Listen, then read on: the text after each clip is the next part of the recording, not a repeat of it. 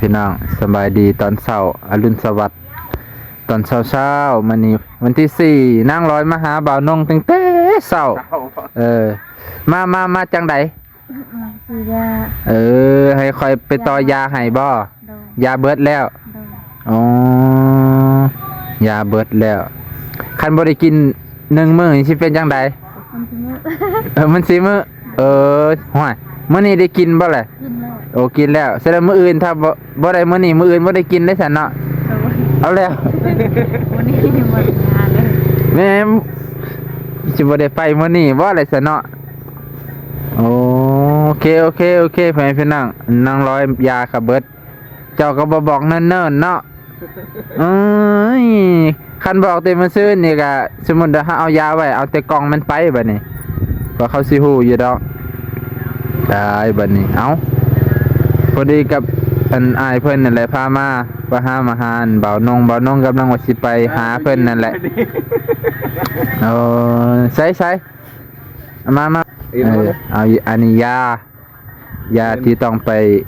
ก็อยู่โรงพยาบาลคลินิกก็บ่ฮู้คือกันพี่น้องอยู่เซโนลาวเวียดไม่บ่ให้บ่มันขาดเด้อขาดนิดนึงเขาก็วาวเด้อมันจะได้เงินนะดิเนาะบุญนี่ว่าบ่ให้เอาแล้วบัดนี้อันนี้เด้อันนี้ค่ายาเนาะ1,100นี่เนาะน้ำมันรถค่าน้ำมันรถอันนี้ข่อยก็บ่ฮู้ว่าค่ายานี่เพิ่นสิเอาบ่ถ้าบ่เอาข่อยก็สิเอามาคืนให้แต่ค่าน้ำมันนี่ข่อยเอาแน่นอน เพราะว่ารถมันใช้น้ำมันถ้าบ่ลาวเพิ่นว่าโอเคเพิ่นสิเอาให้ก็สิให้เพิ่นเลย100,000 1,000นี่ก็สิให้เพิ่นนำให้เพิ่นพัวพันแล้วเขาเอาหรือบ่เอาจังว่ากันเด้อถ้าเพิ่นบ่เอาก็ข่อยก็สิมาให้คืนนะพี่น้องพอดีตามนี้เนาะพี่น้องพอดีไปเอาอยู่เซโนพวกนี้น่ะเซโนโอ้ถ้าแถวนี้มันยาเจ้าเองเลยกินตัวนี้ละดีบ่แต่ว่าก็ต้องกินต่อเนื่องเพิ่นว่าให้กินต่อเนื่องทุกมื้อและจนฮอด3 ปี3 ปี4 ปีจักมื้อจังหมดกล่อง1อันนี้น่ะแม่นี่จักมื้อจังเบิดจังหมดเป็นเม็ดบ่เป็นน้ำจักมื้อจังหมดนี่นะขวด1ประมาณว่าทิศนึงขวดเท่าใดนี่ยังบ่ฮู้เด้อบ่ฮู้แล้วบัดนี้ถามเนี่ยพอดีว่าถ้าเฮาสามารถเอามาหลายๆขวดหลายๆกล่องได้บ่เนาะคันเอามาอาทิตย์ละขวดห้วยป้าตุพ่อเฮงมันเจ้าอี้ไปแต่ก็สิซื้อพ่อเฮงก็สิเอามาหลายๆขวดโลดเอามาหลายๆขวดโลดคันน่ะก็ประมาณ5 ขวดเนาะ5 ขวด 6 ขวดแค่นี้5 ขวด5อาทิตย์จังว่าเพิ่นว่าได้ยินเพิ่นว่าขวดเท่าใดบ่คันไอ้เกิงนั่นเพิ่นว่าเพิ่นเอาให้ฟรีคือว่ารักษาฟรีได้ยินไล่เว้าเพราะว่าเฮาอยู่ในผู้ยากจนหั่นน่ะเฮาบ่มีเพิ่นเห็นว่ามื้อนั้นไล่ว่าได้แต่บ่ฮู้ว่าเบาน้องไปเพิ่นห้อยหน้าตาดีปฏิว่าคิดไรเงินเอาจะไปจักเด้ออันนี้ก็เอาอย่างนี้นะแลกเอานี่เพิ่นน่ะพอดีละเพิ่นก็บอกว่าอันสามารถกินได้จักมื้อมันอยู่ได้จักมื้อกินได้กล่องนึงมันกินได้จักมื้อถ้าว่าเพิ่นว่าอาทิตย์นึงถ้าอาทิตย์นึงน่ะสิถามคุณหมอว่าอยากได้หลายๆกล่อง6 กล่องขอซื้อว่าซั่นซะสิซื้อนำคันสิว่าเอาฟรีมันก็สิจังได๋เนาะสิซื้อนำให้มันได้ตามจำนวนเงิน 1,100 นั่นแหละมันก็สิได้หลายอาทิตย์เดือนนึงก็4 อาทิตย์คันได้8 ขวดก็2 เดือนพี่น้องเนาะ8 ขวดก็2 เดือนเดี๋ยวสิเสียอันนี้ดอกพี่น้องนี่บุญมีก็มาใครแน่แล้วบ่ใครแน่แล้วบ่ข้าวกินข้าวบ่กินบ่กินแต่นมยิ้มแน่ เงียบเงียบ 10,000พอดีเลยได้ยิน อย่าหายเด้อ อันเอ็ดอะไรนะ ฮะ อันเอ็ดอะไรน้ำมะพร้าว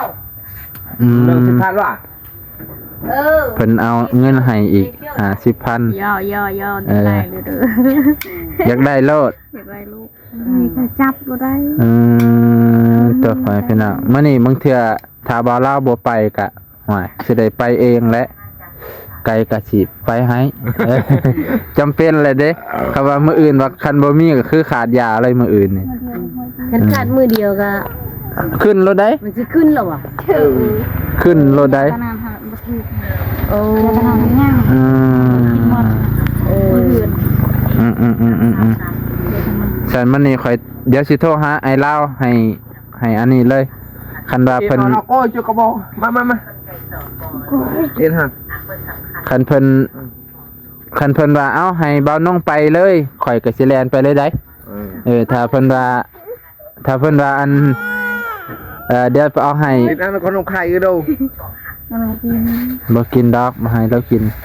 เดี๋ยวมาให้กินขนมให้แต่บุญเพ่งกินบุญเพ่งมักน้ำมะพร้าว เนาะนางลอยนี่เนาะหน้าตาสวยงามได้ สดใสเนาะ สดใสสดชื่นได้ สดใสสดชื่นเมื่อวานนี้ไปสัมภาษณ์อันพ่อนี่ไล่ ร้อยเขาว่าร้อยยุให้เอาตีเอื้อยเจ้าของ โอ้ยพอแล้วเขาไม่ได้เงาะเลย โอ้เราเจ้าบ่ได้ยั่วแต่ว่าพ่อน่ะฝากบอกเจ้าซื้อๆเนาะ โอ้ยเขาชัดชื่อเด้อ ม ร่วม ก็คืออันพ่อน่ะฝากบอกให้เจ้ามาบอกคอยอีกตัวหนึงแม่นบ่ คือพอ เออคือร้อยเพิ่นบ่ได้ยุดอก แต่ว่าพ่อนั่นมาฝากบอกนางร้อยให้นางร้อยมาบอกเบานุ้งเอ้าคือให้แหละคือให้แหละ เป็นมาขึ้นสะพรเลยสะพรลึกหลอกเขาบ่ได้ลึกหลอกเด้อคอยคนชัดชื่อเด้อ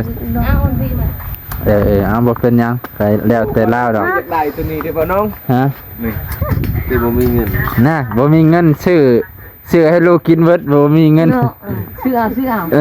ตัวนี้ก็25อันละ25นึง นี่50